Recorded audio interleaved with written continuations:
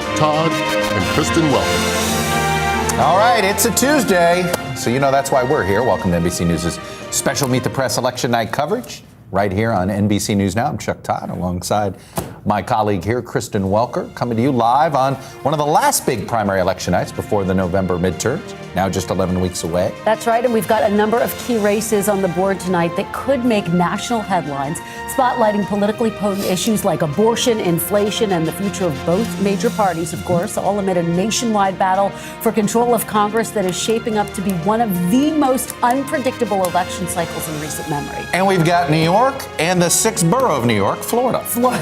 All happening tonight. So we're going to dive right in. We got the results coming in as we speak in races across 3 states. Look, I'll be honest with you, I thought we'd be coming on the air just about now ready to call Florida, but oh wow, not so much. Polls closed 2 hours ago, and in the Democratic race to take on the rising star in the Republican Party, future presidential candidate Governor Ron DeSantis, NBC News projects that it will be Democratic Congressman Charlie Crist, a former governor himself, who will now be the nominee for governor for the 3rd time in the state of Florida, a 2nd time as a Democrat. He defeated the state's agricultural commissioner, Nikki Freed. We're going to be speaking to her actually in a few minutes. Crist delivered his victory speech just a few moments ago with a clear preview of how he plans to challenge DeSantis in the fall. Our fundamental freedoms are literally on the ballot, my friends. A woman's right to choose on the ballot. Democracy on the ballot. Your rights as minorities are on this ballot. That's what's at stake in this election. Make no mistake about it, because this guy wants to be president of the United States of America, and everybody knows it. However, when we defeat him on November 8th, that show is over. Of course, a lot of those issues fared prominently in our latest NBC News poll. Democracy, abortion. In the battle for the Florida Senate, the general election matchup is now set as well. NBC News can project that Democratic Congresswoman Val Demings has won her primary. She'll face incumbent Republican Senator Marco Rubio in a seat Democrats are hoping they can flip, but it's going to be a tough one. Demings-Rubio may be one of the most expensive races in the country, that's for sure. Let's move now to New York. Polls have just closed there moments ago. And New York has a history of counting slow. I'm just warning you, but all eyes are on a special election for Congress in the state's 19th district. It's in the Hudson Valley. It's a pure swing district. This features Republican Mark Molinaro running against Democrat Pat Ryan. It's a swingy district. It's open right now because the former member of Congress is now the lieutenant governor nominee with Kathy Hochul. So this was a quick open seat that they're doing. The district actually disappears after reapportionment in November. But we're going to hear a lot about this race tonight because it's a generic Republican running on inflation versus a generic Democrat running on abortion. So this is the NBC News poll come alive, if you will. So it's going to be pretty closely watched for clues about the national political environment, what is working. And if you know the Hudson Valley well, you know, it's where the Republican parts of New York and the Democratic parts of New York run into each other. And there's your district. What I love about this district, when we talk about a swing district, it really meets that bill. Former President Obama one of the few won that does. in 2008 and 2012. Former President Trump won in 2016, and President Biden won in 2020. So it is the swingiest of swing districts. Now, we're also watching an establishment versus progressive battle in New York. Congressman Sean Patrick Maloney, who runs the campaign arm in charge of getting House Democrats reelected, is facing a primary challenge from his left against a progressive candidate backed by Alexandria Ocasio-Cortez. Redistricting has caused a whole bunch of headaches for Maloney and fellow Democrats in New York.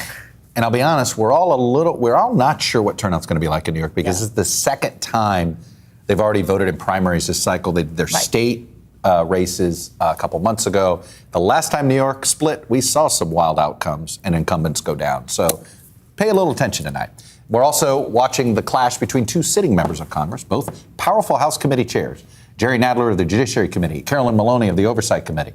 There's a chance both could lose if Democratic voters decide they want a fresh face. And it's a wide open field in another New York City area Democratic primary, where whoever wins in the New York 10 primary is likely going to be elected in November. The race features a number of viable candidates, including an incumbent House member and a former Trump impeachment counsel. And a member of Congress who was there to impeach Richard Nixon. Okay, that's Okay, right. if you want to go way back and Liz You wanna Holtzman. go way back, Exactly. yes. And Sorry. by the way, former President Trump inserted himself into that race. We'll talk a little bit about that. And as we await more returns out of New York and Florida, we're also getting results out of Oklahoma's primary runoffs tonight, including a race on the Republican side to replace Senator Jim Inhofe, who plans to retire. And we can now project here at NBC News that Congressman Markwayne Mullin will win, meaning he will likely be elected senator in November to fill the remaining 4 years. Certainly he's a heavy favorite. It is fair to say that with the Democrats are going to nominate a former member of Congress, Kendra Horn, who won the state's lone competitive seat for at least a term. So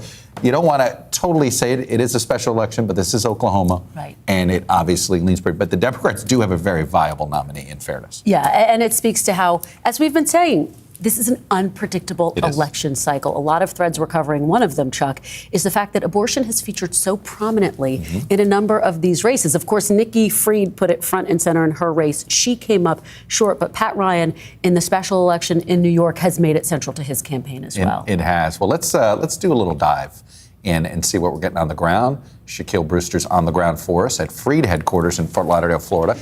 Dasha Burns is covering that closely watched special election in Kingston, New York. So, Shaq, let me start with you. Nikki Fried is obviously, things have cleared out. Give a sense of, this was a campaign that finally found, I think, or thought they found their sea legs over the last couple of weeks, but clearly it was not enough if that's indeed what happened. They thought they were riding into Election Day with real momentum, Chuck. There's not only what the campaign was saying, they were feeling it with what they called volunteer and enthusiasm with the participation and donations that they've been seeing, but they also said they were seeing it in polling. And there was that one poll that we saw show a race within 4 points with Nikki Fried ahead.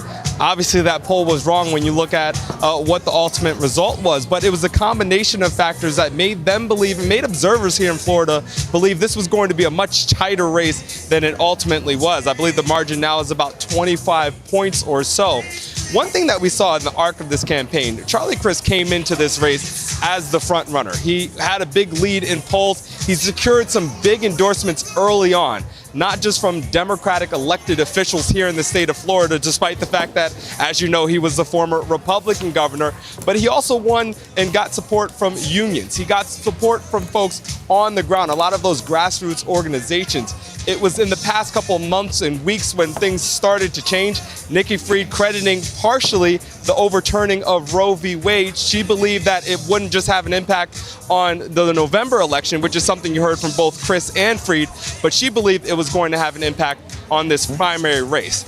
Crist, by the way, it's one thing that we heard. You saw him give his victory speech earlier today. He has been going after DeSantis on abortion. That's something he says will be a major issue in this election, but not just talking to him, but also talking to voters. You also hear education come up. You also hear the economy and the cost of rent go up, and you also hear the tone of DeSantis come up. Crist leaned into that as he was giving his victory speech. Listen to a little bit of that. People of Florida clearly sent a message. They want a governor who cares about them, to solve real problems, who preserves our freedom, not a bully who divides us and takes our freedom away.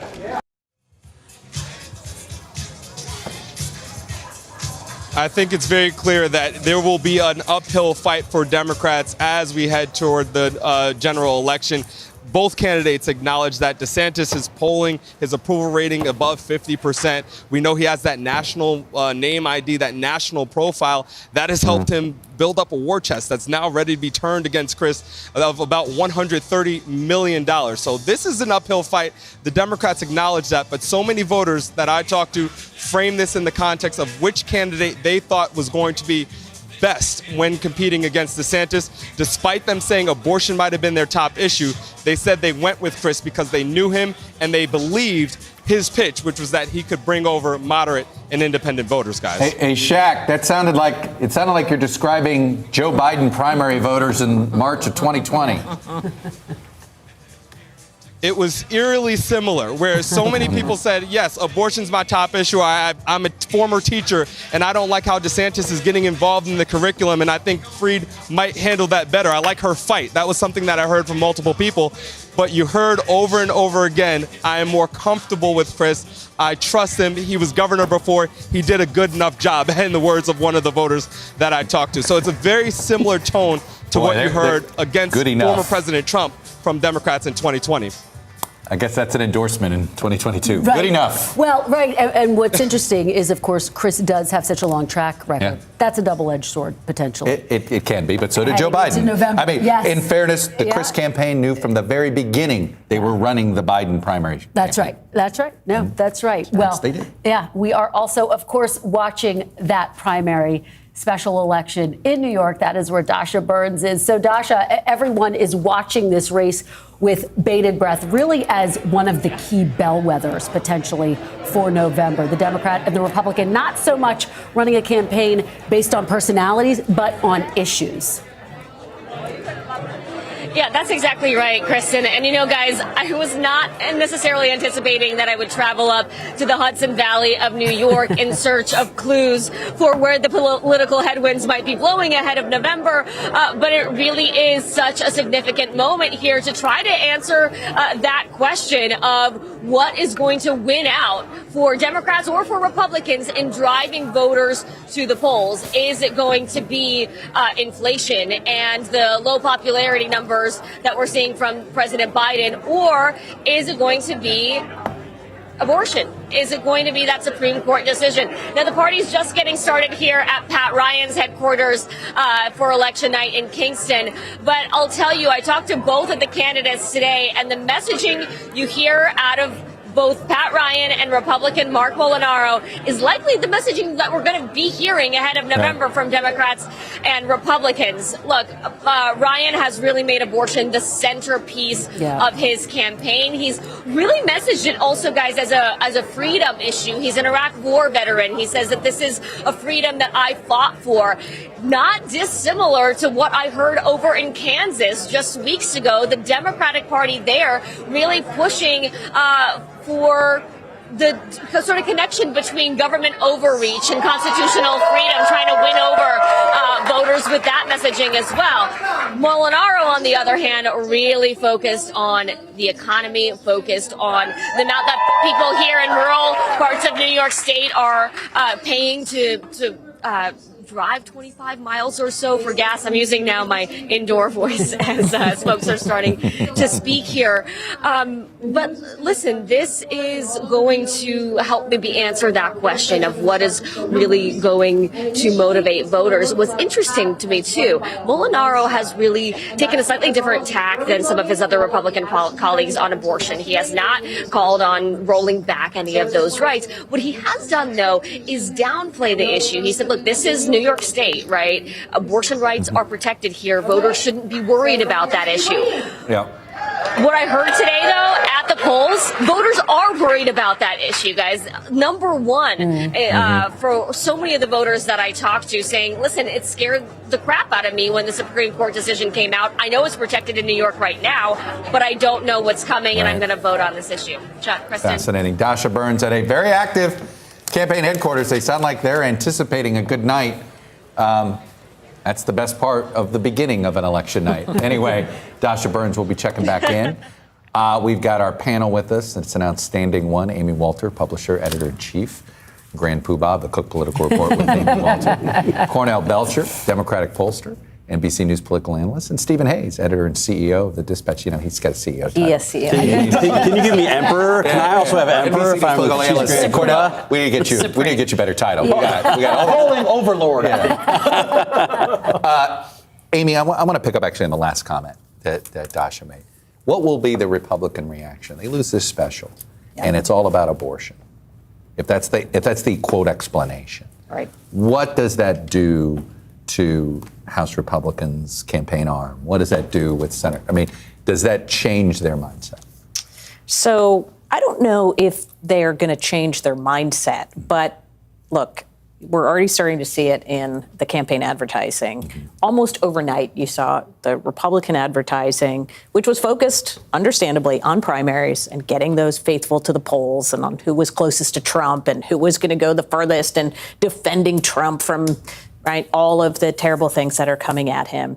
Now we see them pivoting to inflation, Biden, inflation, Biden, inflation, Biden, and even in some cases bringing up Afghanistan and the pullout in Afghanistan. So I think that's where we're going to see that. Now, look, I think that many of these Republican candidates who had come out earlier in the year for positions on abortion that were much far outside of the popular vernacular, they wanted to have more restrictions, no exceptions. I think we may see candidates, even if they don't lose this, candidates starting to pull back on what that means. One of the things I think that's so interesting that has emerged, particularly if you look at the Nikki Fried race, Charlie Crist race, obviously she came up short. But the ad that she ran in the final 24 hours of the race really tried to, and Dasha spoke to this as well, really tried to expand the abortion rights issue beyond abortion, to make it an issue of women's rights broadly, of freedom, in an effort potentially to appeal to some of the more moderate voters. And when you get to a general, potentially independent voters, Republicans. Cornell, do you think that's something that could work given what we saw? Well, I think if you're in fact running against someone who's on the record of being not for choice and someone who's on the record for being for overturning Roe v. Wade, and if you look at congressional district after congressional district, you have, and I know this because I've been looking at the opposition research, you have a lot of Republicans who've made a lot of remarks over the years about their opposition and wanting to overturn Roe v. Wade. It was a free political stance. It was perceived to be a free stance, if you get my drift. Yeah, because there were no repercussions. Exactly. Right. And it was easy to say, well, I think we should overturn Roe v. Wade. It was never going to happen. Right. And you and I talked about it on Meet the Press on Sunday. Everything changes the moment the dog catches that car. And I think that's what you're seeing. And a lot of the data we're seeing right now, look, there's a lot of dynamics. And sometimes we can overread what happens in primaries and special elections. That said, I'm about to overread what happens in primaries. Why are we doing a show tonight? To overread what's happening in primaries. Just own it. Just own it. Just gotta own it. But you are seeing a level of energy, especially with women voters, that quite frankly, we did not see 6 or 7 months ago. And even with registration numbers, and I'm looking at, and that's sort of getting into the weeds of it, look at the new registration numbers. They're overwhelmingly North women. Carolina was one that stood out to me. Yeah. It was something like a 10-point advantage on gender. Yeah, it's a huge gender gap.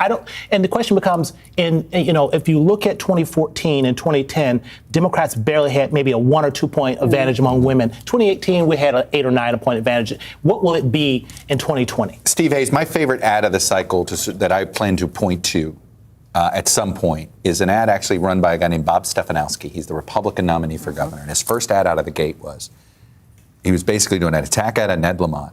And he starts out with, here's their record on abortion. They're both pro-choice. Okay, now let me tell you what I don't like about Ned Lamont. And you're like, okay, Stefanowski could do that. A New England moderate Republican in the Charlie Baker types, we've seen this. So it wouldn't surprise me that this could uniquely work for him in Connecticut. Yeah. I'm wondering if we're going to see other Republicans try to do this more and more. I mean, there aren't many Republicans who can make that argument, right? I mean, it's a more complicated argument, I think, for a lot of Republicans. I've had 2 very interesting conversations one with a Republican activist, one with a Republican consultant in the past few days about this issue. The Republican activist works mostly in the Pacific Northwest and said that in private polling that he's done or been a part of, Pacific Northwest tells you coastal, we know that's a different type of Republican. Correct. Different kind of Republican, but they have seen this showing up in their polling. And when they saw it initially, they thought, oh, is this what we think we're seeing? Right. And then they saw some results, and then they saw other polling. The Republican consultant said, look, we're seeing this all over. We're seeing this with every federal candidate. We're seeing this across the country. And the question that he's asking is this something that's sort of just a post-decision bump, or is this something that's likely to last through? And very quickly, as we're having this conversation, we do have to interrupt for a moment because we do have a call to make. Jerry Nadler Congressman Nadler is the projected winner in New York's 12th district. This was a member-on-member race. He was running against Carolyn Maloney. They both entered Congress in 1992. Nadler was trying to make the case that he was the more progressive candidate. But this got pretty nasty in the final days of this race, Chuck. The West Side versus the East Side. That's right. And it's basically, Maloney's problem was her constituents stayed in the Hamptons. Yeah.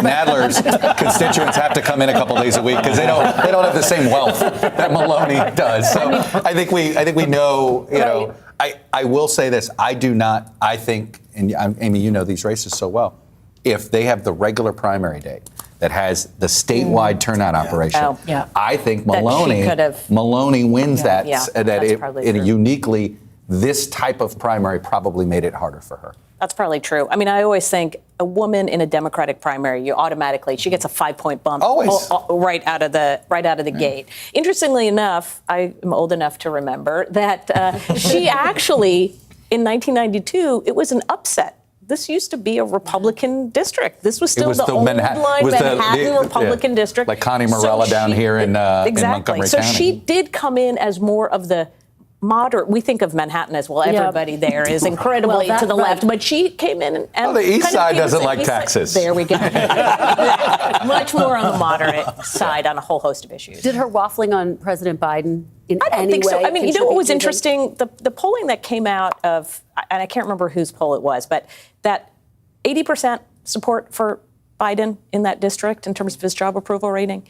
Half of those folks said they wanted to see somebody else run for president. And by the way, 80%'s, you know, he needs to get that number at 85 to 90, but we'll talk about that. Let's sneak a break in here. Amy Cornell, Stephen, we got a pretty good start here. Of course, it wouldn't be election night without having Steve Kornacki around. The big board is still working just because we've called Florida. So he will be here in a few minutes and we can talk some New York races. That is next. And later, Nikki Fried. She just lost her bid to take on Ron DeSantis in November. She'll join us ahead. I'm curious to see if asked, if she would be Charlie Crist's running mate. Among the questions we will ask her on this special election night edition of Meet the Press.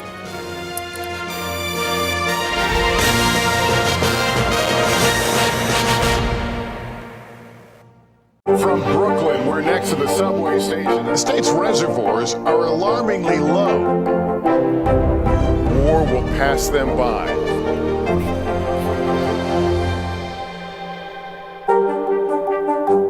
Here's what's happening in your neck of the woods. Top Story with Tom Llamas is your news playlist on NBC News Now. And now, you can listen to it as a podcast. Available anytime and anywhere.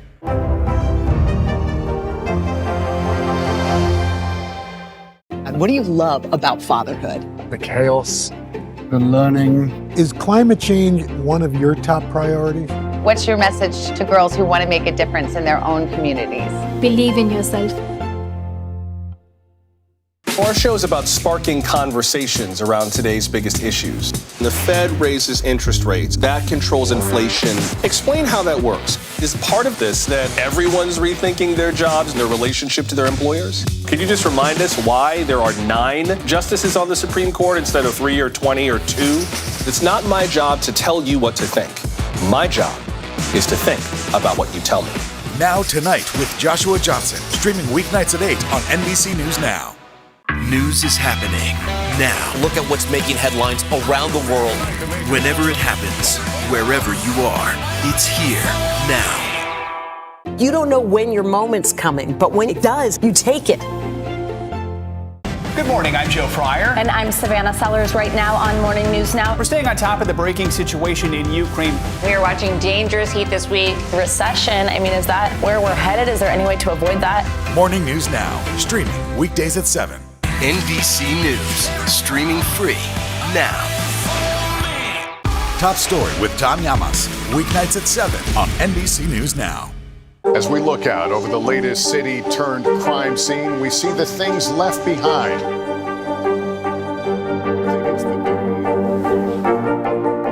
Can you tell us what it was like? Our NBC News exclusive. It was Lester.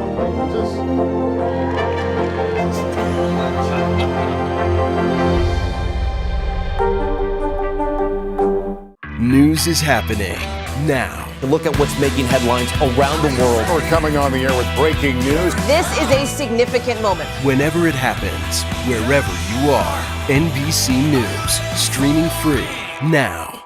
Sometimes the news can be difficult and overwhelming for kids to understand. Ukraine and Russia. Could you help me understand what's going on? So to help make sense of it all, we've created a newscast just for them. We hope your family will watch Nightly News Kids Edition.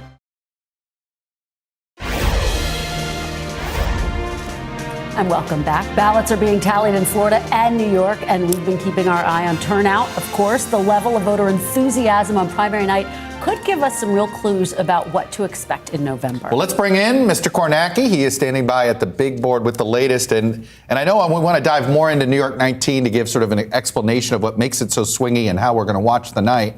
But the Florida turnout numbers, it looks like we're going to match 18. And I find that to be significant simply because the 18 primaries were a heck of a lot more interesting in Florida for both sides of the aisle. To see turnout equal it, I think that says something. Yeah, I mean, look, I'm just trying to figure out the best estimate of Republican primary turnout there. I guess it might be the ag commissioner race there, and Republicans sitting just over 1.5 million. They had 1.6 million turnout in 2018. The Democrats a little bit over 1.4 million in the gubernatorial race. They had 1.5 in 2018. You look in some of these House districts in Florida. We were just looking at that race where Dan Webster just survived surprisingly against Laura Loomer, and the turnout there in Sumter County, where the villages are, that actually exceeded significantly the 2018 turnout. So some of these House races in particular on the Republican side, I think actually higher than 18. So, yeah, I mean, I think there's a high level of energy, obviously, on each side. I guess no big shock there. No. Well, take us through, I say it's sort of where Republican New York and Democratic New York run into each other is in the Hudson Valley there. So take it away. And here it is, the 19th district special election here. And you see what's in so far. The Democrat Pat Ryan with a big early lead over Mark Molinaro, the Republican. Now, the backdrop is this is a district that was Joe Biden by 2 points in 2020. Take it back a step further. It was 7 points for Trump in 2016. And in fact, if you went back one election beyond that, it went for Obama in 2012. So absolutely classic Obama, Trump, Biden swing district. Now, what are we seeing in these numbers so far? You obviously see Ryan ahead. That is because the vote return pattern is this. They report out first the mail vote and the early vote. The absentee vote and the early vote all gets reported out generally in these counties first. Then comes the same day vote. So in these Democrat versus Republican races, we expect that in all these counties, that first initial batch of vote is going to be really strong for Democrats, because when you throw the mail-in votes there, that's where Democrats do the best. And then what happens is you get that number reported out, and throughout the night, the same day vote gets added in, and the Democratic number comes down, the Republican number comes up. So what can we read into these numbers that we've gotten so far? I think a couple interesting things. Starting the biggest county in the district, Ulster County, a quarter of the vote's going to come out of Ulster County. It's the biggest. It's the most Democratic. It is also the home base of Pat Ryan. He's the county executive in Ulster County. Now, you can see here in the 2020 presidential election, Joe Biden got 60% of the vote in Ulster County. Ryan right now in that early absentee is basically getting 80% of the vote. If you want to read into this at all, I can tell you in that same batch of votes, the early absentee vote specifically in Ulster County in 2020, Joe Biden got 77% of it. So Ryan is basically getting 80% of the early absentee. Biden got 77. So Biden started out with 77 in 2020. The same day was added in, and he fell down to 60. What the Ryan folks are hoping is he starts out a little bit higher than Biden did, and he winds up a few points higher than Biden. So I think the goal for Pat Ryan when the night is over is to be somewhere around 63, 64% in Ulster County. And we're seeing what I just described in other counties as well, where we're getting that early absentee vote. Again, this is Otsego County. Oneonta would be sort of the anchor here. This is a Trump county overall. You can see in 2020, Trump won this by 5 points. Ryan wins the early absentee tonight with 73%. Biden in 2020 got 69% of the early absentee vote in Otsego County. So again, Ryan starting out with a little bit higher amount of that early absentee. All of this becomes key because I think the biggest variable to watch as the results come in tonight is actually in the county next door to Ulster County, and that's Dutchess County. This is Mark Molinaro's base. He's the county executive here, and this was a Biden county in 2020. And I think arguably the reason why Joe Biden was able to win this district and Hillary Clinton wasn't, this is a big reason why Biden was able to win the district. It's the second biggest chunk of the district in terms of where the voters are. It swung from Trump to Biden in 2020, but again, it's Molinaro's home base. So there's an expectation coming into tonight that Molinaro is going to do better, maybe significantly better in Dutchess County than Donald Trump did. And if Molinaro can do 5 or 10 points better than Trump did, and everything else stayed the same in the district, that would have been enough, to give Trump the district in 2020. It's that big of a piece of a real estate. So that's why Ryan needs to exceed the Biden numbers, I think, elsewhere in the district to offset what I think is expected to be the biggest individual shift. And that is the advantage of Mark Molinaro being the county executive, being elected by the voters in this district. It's expected that he's going to be able to outperform Trump here. So that's going to put pressure on Ryan to outperform Biden elsewhere. And again, all we can tell you right now is just in that early absentee vote in the places where we're seeing it, Ryan is running a few points ahead of Biden. So that's something his campaign wants to see. So by election night, we're going to have about 35 House races that you've got to break down every county the way you just did that here. That was outstanding, my friend. I wish I had a follow. I don't. Other than, I don't think even Amy Walter's friend, Mr. Wasserman, would say I've seen enough. We haven't seen barely enough here. Yeah, there is barely enough to get going. Mr. Kornacki, thank you, sir. Thanks a lot. Great work, Steve. Incredible. Coming up, Florida's Agriculture Commissioner Nikki Fried came up short tonight against Democratic Congressman Charlie Crist in the Democratic primary for governor. So what's next for her and her party? She'll tell us right after a quick break. Stay with us.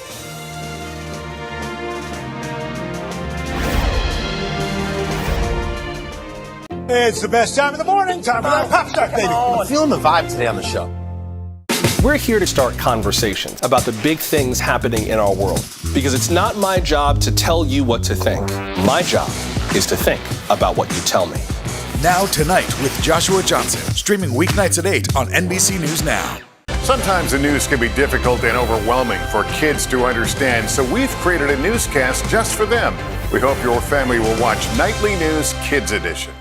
Good morning, I'm Joe Fryer. And I'm Savannah Sellers right now on Morning News Now. We're staying on top of the breaking situation in Ukraine. We are watching dangerous heat this week. Recession, is that where we're headed? Is there any way to avoid that? Morning News Now, streaming weekdays at 7. These days, it feels like the news never stops. So let's get into it. What's happening right now, what it all means for you for an hour every day. It can be hard to keep up, so let's get started together. Hallie Jackson Now, weekdays at 5 on NBC News Now.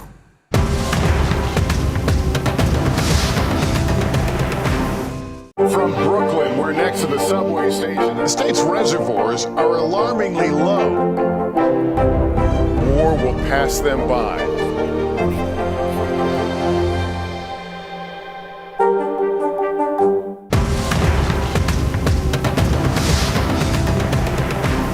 The fire has grown leaps and bounds. You see behind me is typical. How you doing?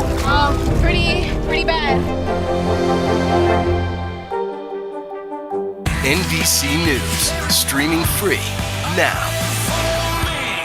Good morning, I'm Joe Fryer. And I'm Savannah Sellers right now on Morning News Now. We're staying on top of the breaking situation in Ukraine. We are watching dangerous heat this week. Recession, is that where we're headed? Is there any way to avoid that? Morning News Now, streaming weekdays at 7.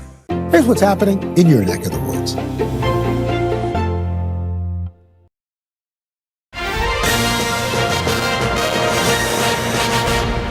Welcome back. As we mentioned earlier, NBC News projects that Florida Congressman Charlie Crist has bested Agricultural Commissioner Nikki Fried in the Democratic primary down in Florida. Crist will take on Governor Ron DeSantis in November. Crist previously served as Florida's governor from 2007 to 2011. He was the Democratic nominee in 2014 and lost by a percentage point or less. And he's hoping to return to the governor's mansion the third time. He'll be the nominee for governor, second as a Democrat. In remarks to her supporters tonight, Nikki Fried vowed to help elect Democrats up and down the ballot in Florida, saying, quote, democracy is on the line. And we are now joined by Florida's Agriculture Commissioner, the only statewide elected Democrat in Florida right now. It is Nikki Fried. Commissioner Fried, thanks for coming on and spending a few minutes with us. Of course. Thank you for having me tonight. Look, I know it's, I admire you a lot for coming on. It's not easy losing and then having people ask you questions about it. So let me ask my first question, which is simply, if Charlie Crist asked you to join the ticket as his lieutenant governor running mate, would you accept? Of course. You know what I've said to Charlie both tonight and throughout this entire election, that my number one priority is making sure that we make Ron DeSantis a one-term governor and not eligible to run for president of the United States in 2024. Ron DeSantis is our greatest threat to democracy. So I will do everything in my power, including being on Charlie's ticket, to make sure that that happens in November. What we did here in this election is we created a movement that women across the state of Florida, we gave inspiration, we gave motivation, and so whatever it takes to make sure that Ron DeSantis is defeated in November, I'm all in. Commissioner Fried, I do want to ask you about your strategy. You really made the issue of abortion rights central to your campaign. You released that powerful ad in the closing hours of your campaign. What does the fact that that wasn't enough for a win tonight, what should that tell Democrats? And what is the message, do you think, heading into November for Charlie Crist? Look, I don't think that my defeat tonight has any indication of where women are. Women today across the entire state of Florida are looking for somebody who is going to protect their rights to choose. We know, unfortunately, that after the 15-week abortion ban that has been passed here in the state of Florida, it's unfortunately going to be upheld by the Florida Supreme Court, which means that I'm going to be working around the clock from now until 2024 to make sure that we have a new constitutional amendment to protect that right to privacy. And look, what we saw in Kansas is that women are coming out and voting. They're coming out and supporting that right to choose. And so as I'm speaking to now Republicans and independents alike, they're wanting to make sure that they've got that right to privacy. And Ron DeSantis is going to be held accountable. Even today, after our cabinet meeting, Ron DeSantis was asked about this choice. And he waffled on this answer, was not clear and not concise. And that should give really red alarms to people in the state of Florida and women and our allies that Ron's not going to protect us. So we're going to have to make sure that women are energized, they've got momentum, that they're registered to vote, both Republicans and independents, right, and that we are organized in the Democratic base here in the state. Commissioner Fried, national Democrats treat Florida these days as if it's Idaho, meaning that they've just written it off, think it's a red state, and sort of ignores the fact that the last four major statewide races, Rick Scott's never gotten one with more than a percentage point, DeSantis more than a percentage point. Make your case to national Democrats why they should throw money to Florida this cycle. Well, it's imperative. Look, I just won our state in 2018. You know, I flipped a seat by almost 1 million votes, 20 points. A seat for Commissioner of Agriculture that has never been won by a female, has never been won by a Democrat in almost 25 to 30 years. Florida is without a doubt not lost. And I think that the Democrats across the entire country need to understand that either we spend money today in 2022 or we've got some uphill battle in 2024. So we need every Democrat across the nation to understand that Florida is still in play, without a doubt, and that we just need assistance from outside of the state of Florida. And so we know that, look, Ron DeSantis only won by 34,000 votes after 8.3 million voters. There is no way that you're counting out Florida. While unfortunately President Trump won our state in 2020 by 3 percentage points, we're still talking about only 3%. And unfortunately, the Biden campaign did not campaign as hard as they should have had here in the state of Florida. It's not that they conceded, but we were uphill when it comes to funding, when it came to the amount of times that Trump was here in the state of Florida and President Biden. So I know that if we've got the right resources, the right energy, the right momentum, the right money, that we're going to be able to pull this off in 2022. Commissioner Fried, you take me to the next question I want to ask you, which is about President Biden. As you know, his approval ratings have sort of been in the low 40s. Do you think he should be a robust presence on the campaign trail? Would he help or hurt Charlie Crist heading into November?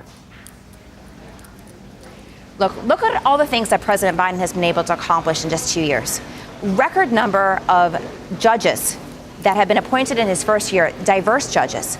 We passed an incredibly large infrastructure bill, and then just the Inflation Reduction Bill that was passed last week. These are huge momentum issues that are going to transcend and politics as we are today. And these are also issues that are going to not just help our economy, help the voters of our state. These are huge successes for the Biden administration. And we as Democrats can't shy away from the successes of not just President Biden, but a Democratic majority in the House and in the Senate. So as long as Democrats understand that we have an opportunity to boast about the accomplishments of Washington, D.C. and President Biden, this should be something that we embrace, and bringing President Biden here in the state of Florida. Okay. Commissioner Nikki Fried, thank you very much. Appreciate you spending a few minutes with us, and good luck going forward. Appreciate it. Coming up, a 25, or actually right now, 25-year-old is now poised to be elected in Congress in November. We should note that 25 is the minimum age requirement in the Constitution. NBC News projects that Democrat Maxwell Frost will win the Democratic primary in Florida 10, putting him in position to win the general election in this solidly blue district in November. House nominee Max Frost joins us now. We really appreciate your joining us. Thank you so much, Max. So this is just extraordinary. You're 25 years old. If you win in November, you will be the youngest member in Congress. Before we get to the politics of this situation, just take a moment to reflect on what this win means for you. You're 25. You still drive an Uber. You quit your job to be able to run. What are you feeling right now in this moment? I'm feeling incredibly blessed. And, we have a room full of supporters just across the hallway here who have been knocking doors, making phone calls, and have been making their voices heard. And I think this win shows the country, don't count us out. Don't count out young people. I'm the former national organizing director for March for Our Lives, a movement that helped change the way we think about gun violence, the way we think about advocacy. And I'm going to take what I learned at March for Our Lives, take what I learned at the ACLU, bring it to Congress, but also keep it here in Florida as we build power to ensure that we can flip this state, that we can bring people together behind shared values, and that, yes, there's a young face that is doing that work, but that's okay. We need a diversity of, yes, race, yes, opinion, but also age. It's interesting. One of my producers pointed out that with the oldest likely member of Congress next cycle that will be serving with you will be 86, you're 25, a 61-year difference between the oldest and youngest in the Democratic caucus. But it actually gets me to a larger question, right? The Democratic Party leadership has been of one generation for a long time. And it's almost as if folks, forget just Gen Z, the generation you're of, whether it's millennial, whether it's, you felt that you had to almost break down the door to be let in. You just broke down the door pretty quickly. What do you think your secret was that other generations struggled with? I think it's our message and the way that we approach this campaign, just telling people what they deserve, what our vision of the future is, and keeping it in a very positive light. Look, we have to think about the context of this win. We are in Florida, where this entire year, our state has been the victim of Governor DeSantis. He is a dictator, someone who has been scapegoating the most vulnerable communities for every issue under the sun because he wants to run for president. And there's been a lot of hopelessness around the state over the past year. But when people hear this message, one that says you deserve health care, one that says we need to fight to ensure that we prevent the climate crisis, one that says you deserve these things by virtue of being human, it doesn't matter if you're Democrat or Republican, it's about people versus the problem. And that's the way we're going to move forward here in Florida. It can't just be about parties. It has to be about the people versus the problem. And that's how we were able to build the coalition that we needed to win this campaign. It's how we're going to build the coalition we need to win in November in my general. And it's how we're going to build the coalition necessary to flip this state. And if you do go to Congress, what will your top issue be? What's the first thing you want to tackle? Well, obviously, there's so many issues we need to tackle, from ensuring people have health care to ensuring we're doing everything we can to prevent the climate crisis, bring down costs, raise wages. But gun violence is what got me involved in this work 10 years ago. It was the Sandy Hook shooting. 3 years after that, I'd become a survivor of gun violence myself here in Orlando. And 3 months before that, the Pulse nightclub shooting would happen. The leading cause of death for children is guns, not automobiles anymore. So our children are literally on the front lines of this issue, and we lose 100 people a day. So I look forward to being a strong advocate and champion to ensuring we live in a country where we don't have to fear going to church, going to school because of gun violence. We deserve the freedom to live without the fear of that violence. And I'm looking forward to being a champion on that issue in Congress. You put Governor DeSantis in some way as the center of what helped motivate you and some of your supporters. What any advice to Congressman Christ as he takes on Ron DeSantis? Anything you're concerned that maybe he won't take on or won't focus on? What is your advice to him? Well, I've had the privilege of meeting Congressman Christ on multiple occasions, and I look forward to working with him tooth and nail over the next few months to ensure that we beat Governor Ron DeSantis. And what this is bigger than just Florida, too. We have to think about the country. Governor DeSantis has his eyes set on the White House. This is one of the most important elections is going to be in November and defeating him. And I look forward to working with Congressman Christ in doing that and spreading this message, the Democratic message that no matter who you are, you deserve health care. You deserve the ability to live your life, and look forward to working with the congressman on that. And just finally, I want to ask you what I just asked Nikki Fried. Do you want to see President Biden campaigning with Charlie Crist, with you heading into November? Do you think he'd be an asset? I do. And what that shows is national attention on not just the race, but our state. Like I said before, people have been forgetting about Florida. They cast us aside. They're saying, oh, it's a DeSantis state, and they throw their hands in the air. But what we showed tonight in this race, where a 25-year-old Afro-Latino organizer got elected to be the major party nominee, and we're going to win this general in November, is don't count anybody out. We can't count out Florida. And with the president coming here, it's going to help show how much of a priority it is for the country. Max Frost, obviously you don't count anything before it actually happens. You're the heavy favorite in November, but we look forward to watching your race. And if you're in Washington, we'll see you there. Thank you so much. Congrats on tonight. All righty. We still got a lot of votes to tally with our friends in New York, which always takes a little extra long. And I imagine tonight in the Hudson Valley, we're already getting a little frustrated here. We want more numbers faster. But as soon as we get them, we'll get you more numbers. You're watching a special edition of Meet the Press.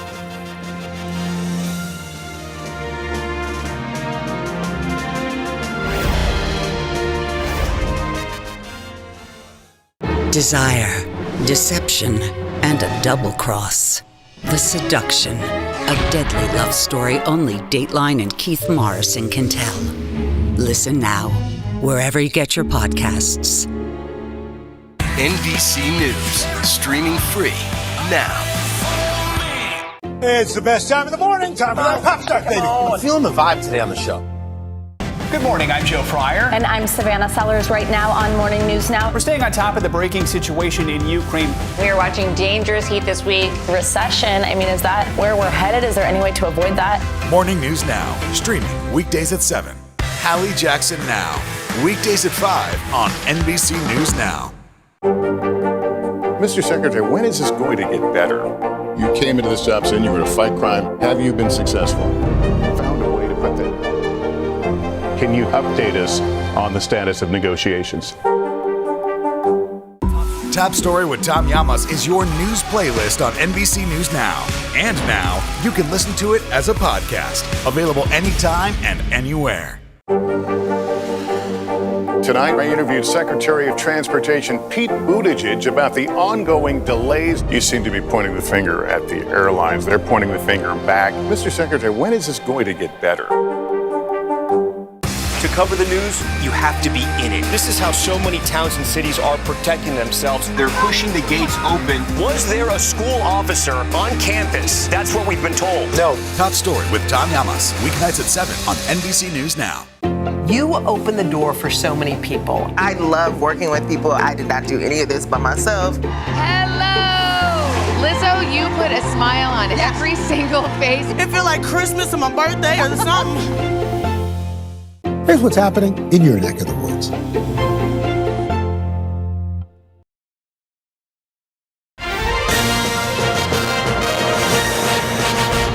We are back. We want to check in on a couple other New York primaries we're watching closely. Our senior national political reporter, Sahil Kapoor, is in New York City tonight, covering tonight's races. And we've spent a lot of time on all things Nadler-Maloney.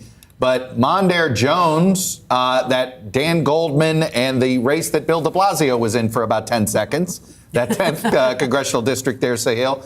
What can you tell us? What are the early returns showing us? This is looking like a very, very tight race, Chuck. This is, of course, Lower Manhattan and parts of Brooklyn. It's a brand new redrawn district that Mondaire Jones decided to run in. Of course, after that clash with Sean Patrick Maloney, who decided to run in a district that overlaps with his current one. It's an entire massive scramble among Democrats that put Mondaire Jones in that district. And you see how close it is. He is in third place right now in that four-way contest. Dan Goldman, the wealthy attorney, jumped in that race. He is leading right now, but only leading by a point. There are two other local office holders. You see them on the screen, Yuli No and Carlina Rivera, also in that race, pulling double digits. As only about 80% of the vote is in. This looks like it could go down to the wire. And Mondaire Jones, the incumbent Democratic congressman, in his first term right now, he is not safe. Remember, he was, in 2020, became one of just two openly gay black members of Congress, the first two in the history of Congress. He made history that year. It is looking at this moment like he might lose his bid for a second term, Chuck, as a result of these new maps. Well, we shall see. You know, I can't help. We were having a big debate here about whether ranked choice voting is good or bad. Boy, is this a primary that ranked choice voting would have been fascinating to see how that would have played out and could have changed the entire dynamics of that primary.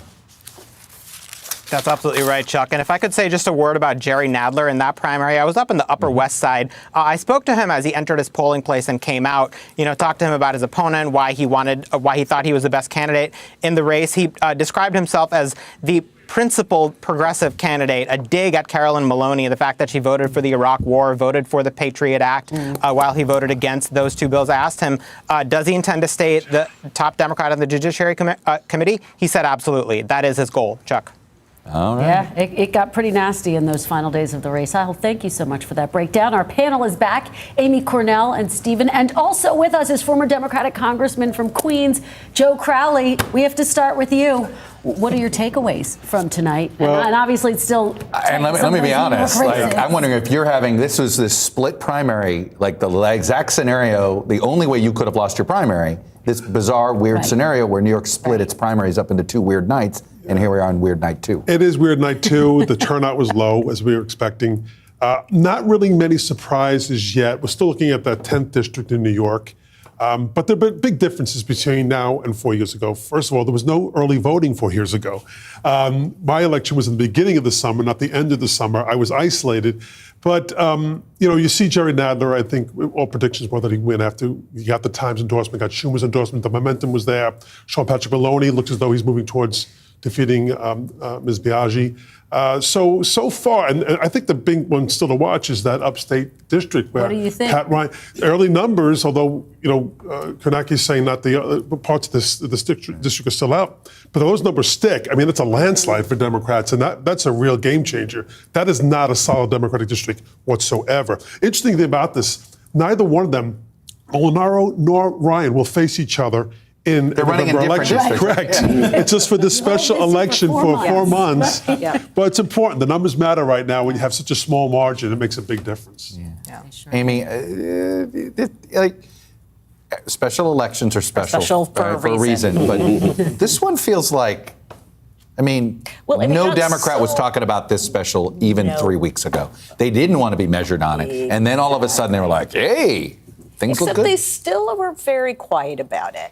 On Sunday, Sean Patrick Maloney would not guarantee that they could win. He just says it'll be some surprises. Exactly. He was hesitant to. Exactly. Yeah. So I appreciate that this was riding under the radar, which is so interesting because you think about where we were say with Georgia, remember the Georgia 6 special, John Ossoff, millions and millions of dollars going into a swing district that was going to give us... Did we call that special yet? Sorry, I felt like we lived that special election. Was years long. And here we have right forever. in front of us, whether we were looking at a shift or not in the mood and the momentum, we knew this special election was coming up. We know this is a Biden +2 district. We know these are the kind of districts that Democrats, if they can hold on to those, well, gosh, it's not going to be much of a red wave at all. If Republicans can't win in districts like this, that's a pretty... By the way, Sean Patrick Maloney, we've officially called it for him. You basically had said it looked like he had escaped, and we've now officially called it. Steve, that to me was the biggest takeaway from the NBC News poll, is right now, and I've been to a lot of Augusts where everything looks close and then suddenly Labor Day comes and people pay attention. I don't think that's going to happen this time, but it could happen, and I want to throw that caveat out there. But to me, the big takeaway is, there's not going to be a red wave. It may still be a plus Republican night. This is not what wave elections look like. Yeah, I would expect it would still be a plus Republican night. But we've talked about abortion in the context of the special. There's another side to this. How potent is inflation as an issue anymore? I mean, I think it's still an issue. Republicans that I've talked to still think it's a pretty big issue, but it's different when gas prices are $3.50 than when they're $5.50. Yeah. And we're 2 months away from that right now, and I think that has just in terms of how people feel about it on a day-to-day basis. Do you know Biden's economic approval rating went up 3 points? Yes, it did. I was going to point that out. And ironically, I insisted that we put the foreign policy numbers on there too, because he actually had among perhaps his biggest achievement. Okay, his number went down in foreign policy. Just shows you it's all about gas prices. Like, you can't help it. But it's also becoming, and this is the interesting point. It's also becoming less of a referendum on Biden right now. And to you're pointing out right now, Trump is in the news 24/7. And if you're Mitch McConnell, you're thinking, oh my God, you're getting in the way of this becoming a referendum on Biden and the Democrats. Well, Cornell, it's such an interesting point you bring up, because Mitch McConnell is thinking that. He also said out loud that the quality of candidates matter. This stunning moment, Stephen, where he essentially acknowledged that some of the Republican candidates in the Senate are not strong enough, he thinks. Yeah, right. I mean, there's one of those moments where stating the truism really matters in context, because of course candidates matter. We all know that. We've been saying this for years. But hearing that from Mitch McConnell at this moment, as you watch these Republicans struggle with money, struggle in polling, struggle to make an argument. In some cases, I think Dr. Oz had another pretty rough day today, trying to take a shot at John Fetterman and kind of stepping on his own foot. This is not a great time for Republicans. And frankly, if I can just, this is what a lot of so-called establishment Republicans were warning about. Right. That this could nominate these people and this is what in the primaries. They'll win the primaries, and they're going to struggle. Joe, you have your ear to the ground, particularly in how this town is sort of where it's moving its money. And have you seen a difference between where money was moving, say, in April and May, and where it's going right now? I think there's enthusiasm that's way up. Just came back from a conference out in California, and the enthusiasm there amongst donors was incredibly high and excited. This is also, for the lack of better candidates, this is not a do-nothing Congress. This Congress has had achievements. Now, you can argue about the major level of the achievements. I think they're pretty extraordinary given the times we're living in.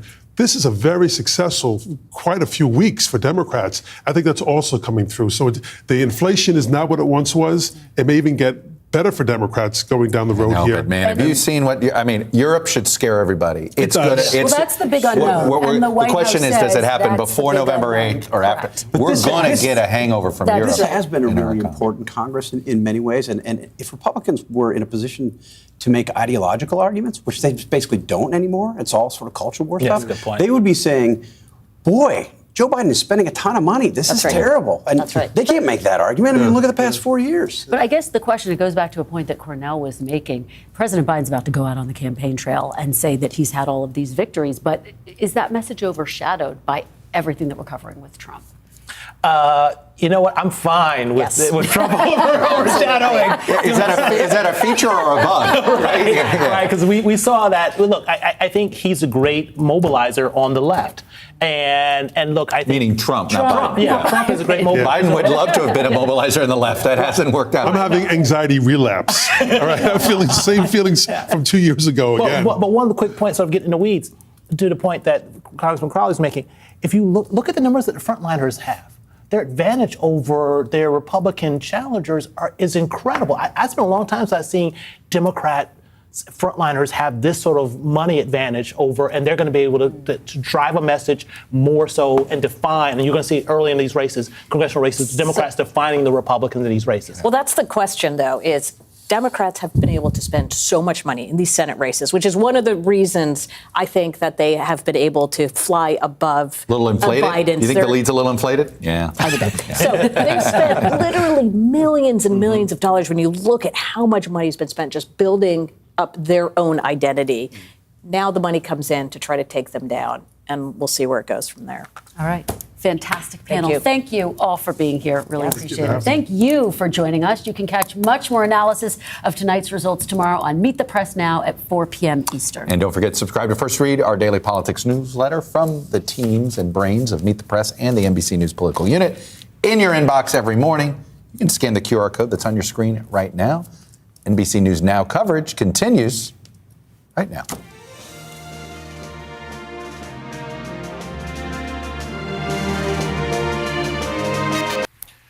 Tonight, the stunning letter revealing more than 700 pages of classified material recovered from Donald Trump's home earlier this year. The National Archives alleging some of the government's most highly guarded secrets